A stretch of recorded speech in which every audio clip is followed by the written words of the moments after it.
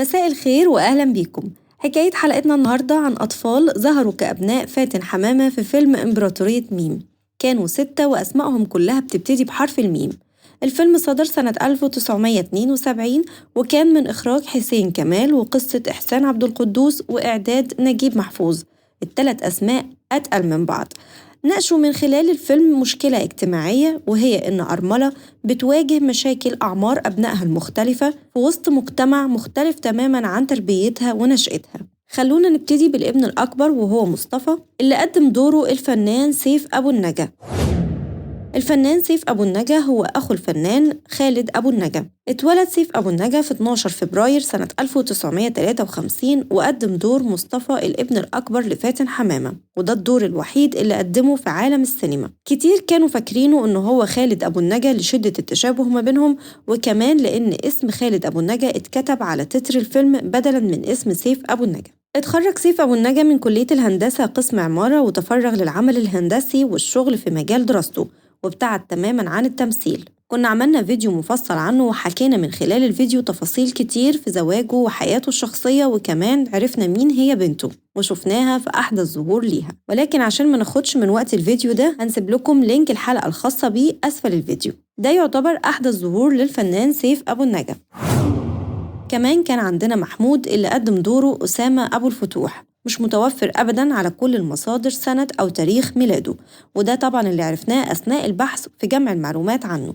لكن كل اللي اتذكر عنه إنه ما مثلش قبل فيلم إمبراطورية ميم، وده كان أول ظهور له على الشاشة، وما مثلش برضه بعد الفيلم ده. هو كان فيلم وحيد في تاريخه الفني، رغم إنه ما ظهرش إلا في الفيلم ده، إلا إننا لسه فاكرينه لحد النهاردة وفاكرين صورته. هو الابن المحب للفن والعزف على الجيتار في الفيلم. بحسبة بسيطة ممكن نقول إنه عمره حالياً هيكون حوالي 64 سنة، ممكن أقل أو أكتر سنة. هو دلوقتي بقى طبيب مشهور، درس كلية الطب في جامعة عين شمس، ودلوقتي بقى أستاذ الكبد والجهاز الهضمي بجامعة عين شمس. ودي كل المعلومات المتاحة عنه حالياً. الطفل مدحت واللي قدم دوره الفنان هشام سليم. اتولد في 27 يناير سنة 1958. طبعاً مش محتاجين نتكلم عنه لأنه فنان مميز ومعروف. ظهوره في فيلم إمبراطورية ميم كان الظهور الأول له على الشاشة، واعترف في أحد البرامج التلفزيونية إنه هو كان أكتر طفل مغلب المخرج والفنانة فاتن حمامة أثناء التصوير، لأنه كان بيوقف التصوير كتير وبيتكلم كتير. هو ابن الفنان صالح سليم المايسترو طبعاً، وله حلقة جميلة برضو عندنا في القناة. الطفل ممدوح وهو الطفل الأصغر لفاتن حمامة في الفيلم. اسمه الحقيقي أحمد نجيب. أيضا مش متوفر له على كل المواقع أي معلومات بخصوص تاريخ ميلاده، ولا حتى هو من أي محافظة في مصر. لكن تجربته في فيلم إمبراطورية ميم كانت الأولى في حياته الفنية، وكرر التجربة للمرة التانية بعد غياب 12 سنة تقريباً في عام 1984، وده من خلال مسلسل سيدة الفندق مع الفنان كمال الشناوي ويسرى، ووقف للمرة التانية قدام الفنان الكبير أحمد مظهر، وكمان كان معاه مجموعة كبيرة من كبار النجوم. كان شاب ساعتها في أوائل العشرينات، وده كان آخر ظهور له على الشاشة. بعدها اعتزل التمثيل وما ظهرش في أي لقاءات تلفزيونية، ومش عارفين أي معلومات لحد دلوقتي عنه.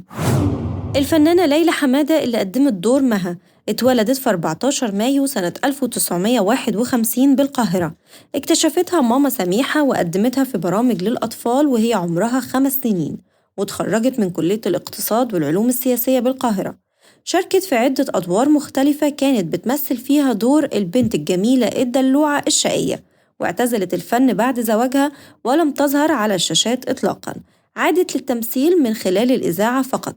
هي تزوجت من رجل أعمال مصري له أصول إيطالية وأنجبت منه بنتين، وكانت قبل زواجها منه مخطوبة للفنان حمدي حافظ، لكن الخطوبة لم تكتمل وانتهت. كنا اتكلمنا عن أختها ماجدة حمادة وشفنا برضو أحدث ظهور ليها، هنسيب لكم لينك حلقتها أسفل الفيديو.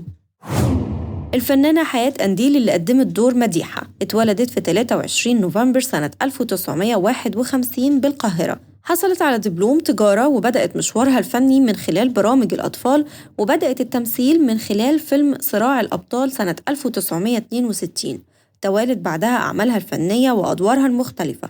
ابتعدت عن التمثيل نهائي بعد زواجها من فنان مشهور جدا وأنجبت منه بنت اسمها شيماء، وشفنا كمان أحدث ظهور لبنتها اللي كانت بتشبهها بشكل كبير، وعرفنا تفاصيل كتير عنها في حلقة عملناها قبل كده، هنسيب لكم لينك الحلقة أسفل الفيديو للي حابب يشوفها. الفنانة حياة قنديل تبلغ حالياً من العمر حوالي 70 سنة، وتعرضت مؤخراً لوعكة صحية، وده يعتبر آخر ظهور ليها على الشاشة.